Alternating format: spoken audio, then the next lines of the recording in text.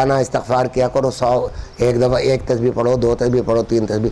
تو اکثر لوگ کہتے ہیں اور سوچتے ہیں کہ آخر اتنے گناہ کیے کب ہیں ہم نے کہ ہم نے 3 تسبیح پڑھی تو 300 گناہ کہاں کیے ہوں گے گھر میں. اللہ اکبر. گناہوں کا استحضار جب ہی ہوتا ہے جب ایمان کی روشنی دل میں ہوتی. کمرے کا کوڑا کرکٹ اس وقت نظر آئے گا جب کمرے میں روشنی ہوگی، اور اس کوڑے کرکٹ میں کتنے کنکر ہیں، کتنے مٹی ہے، اس کی لاتعداد شمار اس وقت ہی نظر آئے گا. اور اگر اندھیرا ہو تو پھر اپنے عیب نظر نہیں آتے، کوڑا کرکٹ نظر نہیں آتا. تو اس لیے ایمان کی روشنی جتنی زیادہ بڑھے گی پتہ لگتا جائے گا کہ ہم کتنے گناہ روزانہ کرتے ہیں. یہ استغفار ناکافی ہے ہمارے ان گناہوں کے لیے. تو ایک بات تو یہ مختصر کرتا ہوں کیونکہ کیا ٹائم ہو گیا، 1 بجے 1 بجے. تو مختصر کرتا ہوں. 2 استثناء کا ذکر آیا، ایک ایمان کا اور ایک عمل صالح کا، کہ اس گھاٹے سے بچنے کے 2 طریقے ہیں. یہ تو ذاتی ہے کہ تمہارا اپنے ذات کے اندر یہ 2 چیزیں پیدا کر لو، ایمان درست کر لو اور عمل صالح کو درست کر لو تو تم گھاٹے سے بچ جاؤ. اب 2 آگے دوسری چیز ہے، وتواصوا بالحق وتواصوا بالصبر،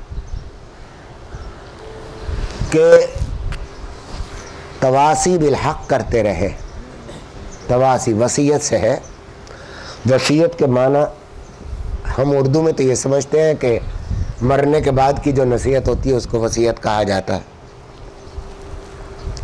لیکن وصیت کے صحیح معنی یہ ہے کہ مؤثر انداز سے نصیحت کرنا کسی کو اس کی خیر خواہی کے جذبے سے.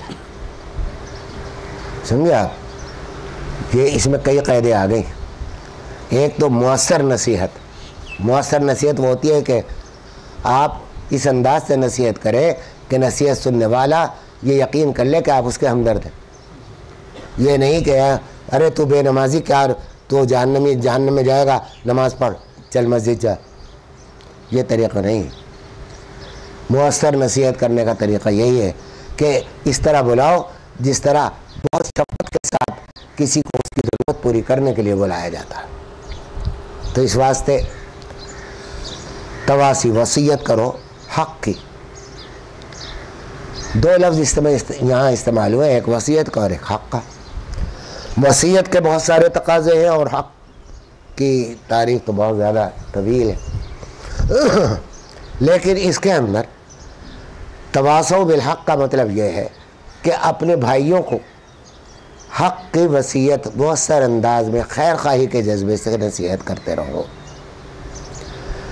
خیر خواہی کا جذبہ ہونا ضروری ہے، مؤثر انداز ہونا ضروری ہے اور وصیت کا حق ہونا ضروری ہے. 3 باتیں ہو گئی کہ ایسی بات کی وصیت کرو جو حق ہے، اس انداز سے وصیت کرو کہ جو مؤثر ہو اور اس کے ہمدردی آپ کو حاصل ہو. تیسرے یہ کہ وہ خیر خواہی کا جذبہ دل میں ہو، اس کی بدنامی دل میں نہ ہو، اس کی برائی دل میں نہ ہو، اس کی حقارت دل میں نہ ہو. تو یہ 3 باتیں ان جذبے کے ساتھ وصیت کرو حق کی. تو امر بالمعروف کی اگر تعریف کی جائے تو وہ تواصی بالحق ہے کہ آپ دوسروں کو، یہاں تو اب پہلے 2 چیزیں تو اپنی ذات کے لیے تھیں لیکن وہ آپ کے لیے کافی نہیں ہے گھاٹے سے بچنے کے لیے. اب یہ بھی ضروری ہے کہ آپ اپنے بھائیوں کو، اپنی اولاد کو، اپنی بیوی کو، اپنے پڑوسیوں کو، اپنے دوست و احباب کو حق کی وصیت کرتے رہیں. لیکن حق کی وصیت کے وہی 3 شرطیں ہیں، جذبہ ہو خیر خواہی کا، زبان ہو بہت نصیحت کی اور وصیت کی اور ہمدردی کی، اور حق وصیت ہو، اور ایسی وصیت ہو جو قابل عمل بھی ہو.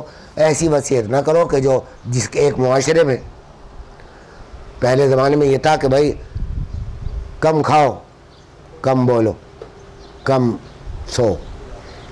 تو ان میں سے کم کھاؤ اور کم سو میں لوگ 3 دن کھانا نہیں کھاتے تھے. آج آپ یہ وصیت کرنے لگے کہ بھائی کم کھاؤ، ہمارے بزرگوں کی وصیت تھی، تو اس پر عمل نہیں ہوگا. یا یہ وصیت کرنے لگے کہ کم سو، کہ ساری ساری رات عبادت کرتے تھے، دن میں جہاد کرتے تھے. اب آپ آج کل کے قوا کے لوگوں کو یہ کہیں کہ بھائی سویا نہ کرو، رات کو عبادت کیا کرو، تو یہ حق کی وصیت نہیں کہلائے گی، یہ قابل عمل وصیت نہیں کہلائے گی. ایسی وصیت کرو جو قابل عمل ہو، آسانی سے کی جا سکے اور اس پر عمل کرتے رہو. تو تواصی بالحق اور تواصی بالصبر، یہ تو حق کی، اب حق کی تعریف آپ حضرات خود کر لیجیے گا. بے شمار باتیں ہیں جو ہم حق کی نگل جاتے ہیں، ہمارے سامنے ناحق ہو رہا ہوتا ہے، ہم دوسروں کی مروت میں کہہ نہیں پاتے اور حرام ہونے دیتے ہیں ایسے لوگوں سے جن پر ہمارا قابو بھی ہے. سمجھے آپ؟ تو غرض ایک تو تواصی بالحق ہے، گھاٹے سے بچنا چاہتے ہو تو یہ بچو. دوسرا ہے تواصی بالصبر. صبر کے معنی ذرا پہلے واضح کر دوں. صبر کے کہتے ہیں روکنے کو، نفس کو. صبر کے لفظی معنی تو رکنے کے، روکنا. اور کس چیز سے رکنا؟ صبر کے حقیقی معنی یہ ہے کہ نفس کو اس کی خواہش سے، نفس کی خواہش سے اپنے آپ کو روکنا، یہ صبر ہے. نفس کی خواہشات سے اپنے آپ کو روکنا، یہ صبر ہے. ہمارے ہاں صبر کا معنی یہ سمجھے جاتے ہیں کہ کوئی صدمہ پیش آ گیا، کوئی مر گیا، تو اب ہم نے اس پر رونا نہیں چاہیے، اس پر نالا اور گریہ نہیں کرنا چاہیے، اس کو صبر کہتے ہیں. تو ٹھیک ہے، یہ بھی صبر میں داخل ہے، کیونکہ اس میں آپ اپنی طبیعت کو اور اپنے نفس کو اس غم کے اظہار سے روکتے ہیں جو اظہار منع ہے. لیکن اللہ اکبر نماز میں کہا تو آپ نے اپنے ساری نماز صبر ہے، کیونکہ اللہ اکبر تکبیر تحریمہ ہے.